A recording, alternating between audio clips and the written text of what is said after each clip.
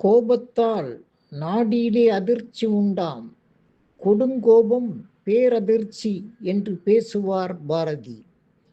இதனை மனதில் ஏற்று தமிழ் இலக்கிய பேரவையின் சார்பில் வழக்கறிஞர் எஸ். சௌந்தரராஜன்.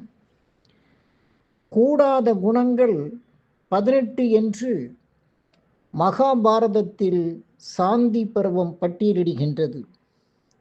அவற்றுள் இல்லாத குற்றத்தை சுமத்துவது, குற்றமற்றவனை தண்டிப்பது, வஞ்சனையாக கொலை செய்வது, பிறர் பெருமையில் பொறாமை கொள்வது, அடுத்தவர் குணங்களை குற்றமாக கூறுவது, உரிமையற்ற பொருளை கவர்வது, கடும் சொற்களை பேசுவது, கொடுந்தண்டனை அளிப்பது ஆகிய 8ம் கோபத்தின் கூட்டாளிகள் என்று கோடிட்டு காட்டுகிறது பாரதம்.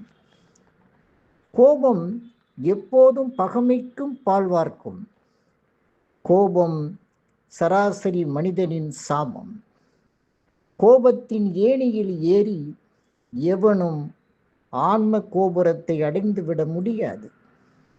கோபம் வாழ்க்கையை சிக்கலாக்கும், உறவுகளை சிதைக்கும், அமைதியை குலைக்கும், ஆயுளை குறைக்கும். அமைதியும் சகிப்புத்தன்மையுமே மனிதனை மேன்மைப்படுத்தும் 2 அருமையான சாதனங்கள். முயற்சியும் பயிற்சியும் உள்ளவனுக்கு மட்டுமே இவை சாத்தியம். நன்றி, வணக்கம்.